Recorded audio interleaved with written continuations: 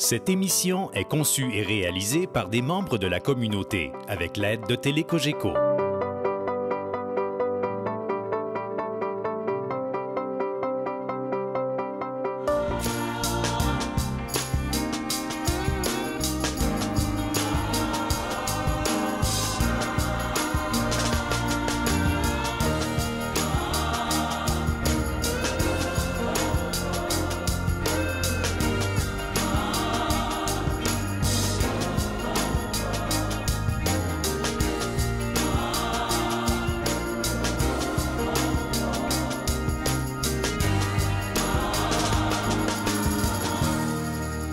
Bonjour et bienvenue à Signe d'aujourd'hui. Cette semaine, je reçois Régent Sauvé de l'Auberge du Cœur, le Baluchon, avec Gésiel.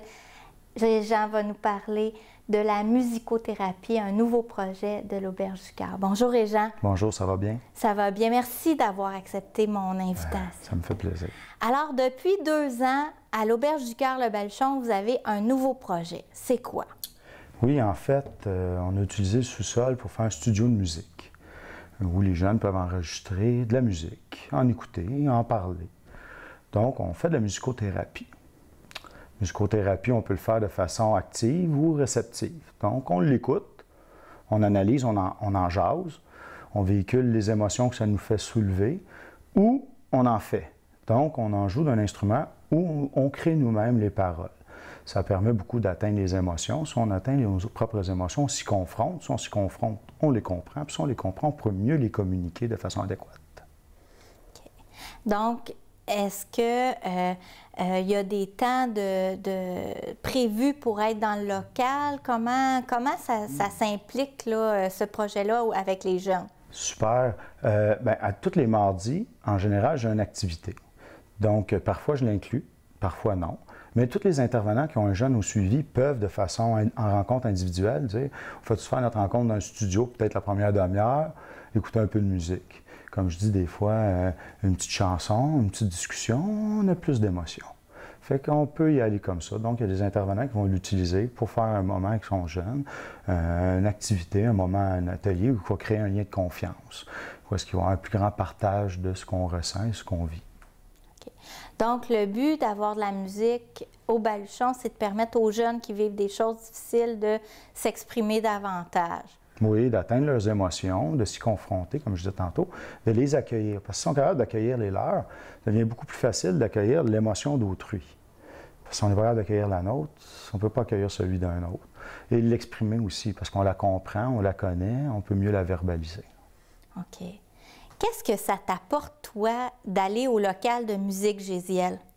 Bien, c'est sûr que c'est un endroit tranquille. Mettons, je vais être sûre que je ne vais pas déranger mes colocs ou que n'importe quoi. Puis en plus, l'acoustique est vraiment bonne. C'est un petit coin parfait pour ça, là, avec plein d'autres instruments autour. Là.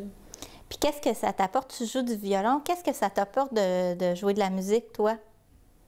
Bien, ça dépend. Là. Des fois, c'est sûr que ça va être mettons qu'il y a un trop-plein, tu sens qu'il y a une intensité vraiment quasi incontrôlable, mettons, puis que tu veux pas, je sais pas, là, faire quelque chose qui serait regrettable, exemple. Là, ben, c'est un bon moyen d'exprimer qu'est-ce que tu as en dedans de toi, puis d'une façon positive, puis même que les autres personnes peuvent en profiter de qu'est-ce que tu joues.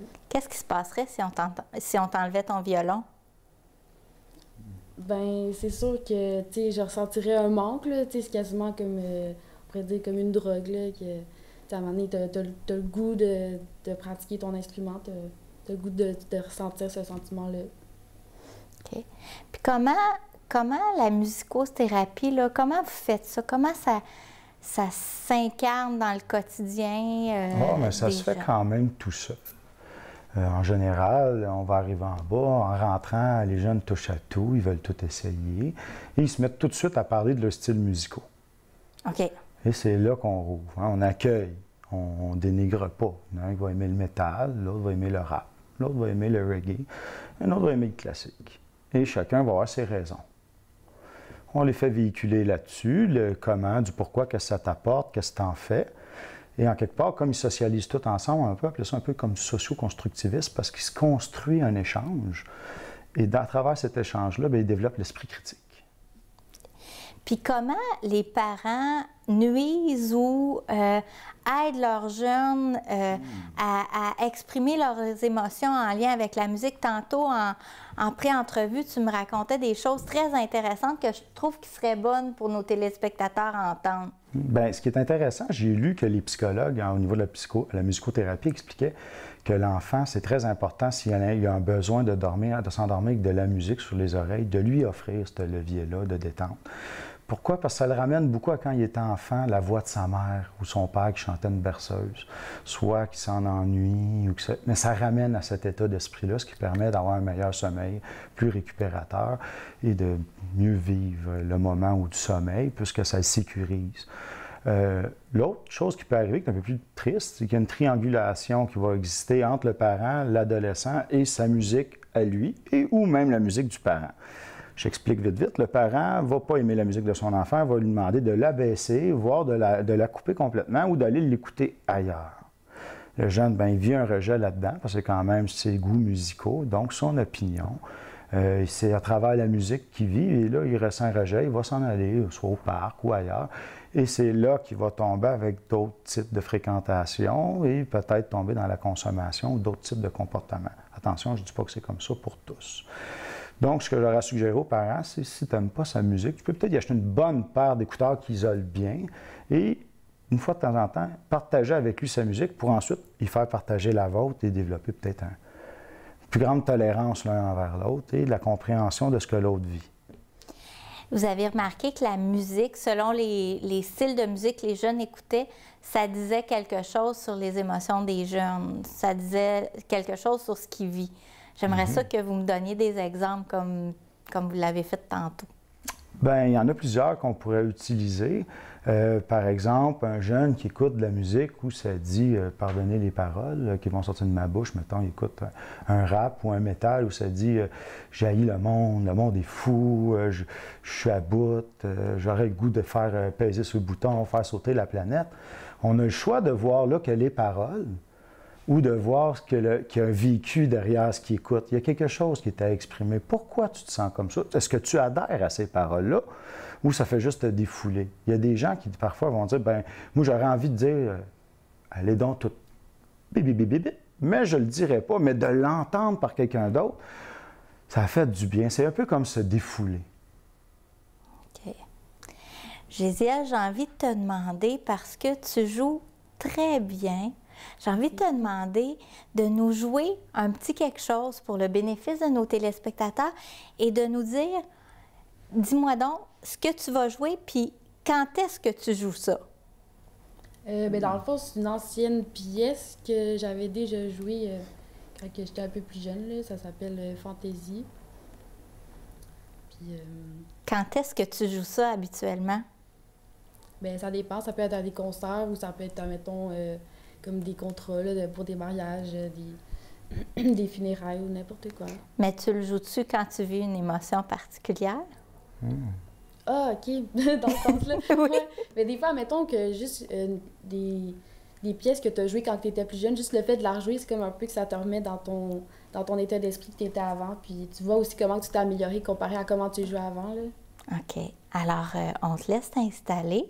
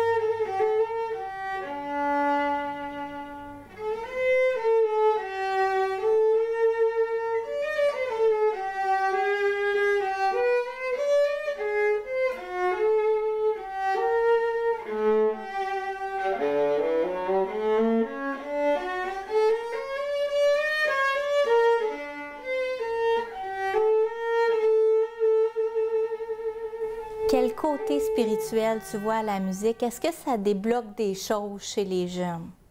Bien, c'est sûr. Je veux pas. Tant qu'on se confronte à nos émotions, on valide des informations. Si je valide des informations dans moi, je pense que je suis plus en mesure, si je comprends mes émotions, de savoir qu'est-ce que je veux travailler ou changer. Si on y va d'un point de vue spirituel, on va dire souvent que quelqu'un qui prie, bien, c'est pas juste faire un « Je vous salue Marie » ou un « Notre Père ». Il va faire une demande plus précise à son Dieu, à la personne à qui il croit, au niveau spirituel. Si le jeune arrive à savoir que là, je réalise que j'ai vraiment, mettons, un problème de consommation, ce que j'aimerais, c'est avoir l'aide qu'il faut pour arrêter de consommer, bien, ça peut commencer par le demander à Dieu, à lui-même, se parler à lui-même. C'est souvent un peu comme ça qu'on le voit. Puis éventuellement, ça va être plus facile pour lui de le demander à un autre. Mais ça commence par soi. Et là où ça devient intéressant, c'est qu'à partir du moment où la personne elle reconnaît son problème ou l'émotion qu'elle vit, parce que des fois, ce n'est pas nécessairement un problème, c'est une émotion qu'elle vit, bien, ça va être beaucoup plus facile pour elle de formuler une demande et d'obtenir de l'aide, que ce soit spirituel ou social. On dit que la musique adoucit les mœurs. Est-ce que vous voyez un changement dans l'attitude intérieure que les jeunes ont au Balchon après être sortis du local? Absolument, absolument. À tous les niveaux, chaque fois que je fais un atelier de musique, quand les jeunes ressortent pendant qu'ils se mettent 1 heure ou 2, ils parlent de musique, il n'y a pas de chicane. Tout le monde partage, il échange. Tout le monde se respecte. Tout le monde a des opinions. Tout le monde s'entraide à composer quelque chose ensemble. Puis encore une fois, tout le monde échange sur ce qu'ils vivent. Hein. Moi, je suis ici à cause de ça. Ah, t'as-tu pensé à essayer ça de même? Moi, je l'ai vécu, puis ça s'est réglé de même. Ah. Puis là, bien, ils échangent. Une autre affaire aussi, c'est qu'au niveau individuel, on a plus de jus. Après ça, bien oui, parce que la personne plus d'infos, elle est plus apte à le trouver ce qui ne va pas, il faut qu'elle nous en parle. Au niveau familial, c'est pareil. Puis même au niveau social, elle va mieux. Elle est beaucoup plus harmonieuse parce que plus rapidement tu arrives à comprendre ce que tu vis, plus rapidement tu peux mettre tes limites à un autre au lieu de vivre ce que tu n'aimes pas. Puis après ça, exploser parce que là, tu as accumulé du non-dit. Genre, ça tire déjà presque à sa fin. J'ai envie de te demander, y a-t-il quelque chose que nos téléspectateurs ils peuvent faire pour contribuer au projet ou pour vous appuyer là-dedans? Bien, c'est sûr que quelqu'un qui a des bons instruments de musique qui sont encore très fonctionnels, qui dit « moi, j'en joue plus ou j'en ai pas besoin » puis qui voudrait le donner à l'organisme, des instruments qui viennent d'ailleurs, ça pourrait être super intéressant parce que je trouve ça super bien de parler des autres cultures comme bâton de pluie, des choses comme ça. Je suis toujours intéressé à recevoir et aussi, si les autres personnes veulent aider à contribuer, ça va être de peut-être laisser place aux jeunes dans leur quartier, tant qu'ils écoutent de la musique, être plus tolérants, peut-être aller leur demander « c'est quoi t'écoutes là? Qu'est-ce que ça parle? Pourquoi t'écoutes ça? Quel genre? » S'intéresser à son prochain. Tu penses que les jeunes seraient réceptifs à ce que des gens aillent les voir pour leur dire « c'est quoi t'écoutes? » Absolument, absolument. Le travailleur de rue à 1 h du matin qui croise une bande de jeunes dans un parc, s'il se pose la question, il ne pourra pas appliquer son travail. Il y va, il s'implique, il dit « bonjour gang, comment ça va? Wow, c'est bien beau ce que tu écoutes là. » Évidemment, tout est dans comment tu accueilles. Puis, en terminant, y a-tu un mot, une phrase sur lesquelles tu veux laisser nos téléspectateurs et gens? Oh, wow! Alors, je dirais peut-être avec une bonne chanson avant une bonne discussion pour avoir plus d'émotion. Merci à tous d'avoir été là. Je vous donne rendez-vous la semaine prochaine avec un autre animateur pour un signe d'aujourd'hui.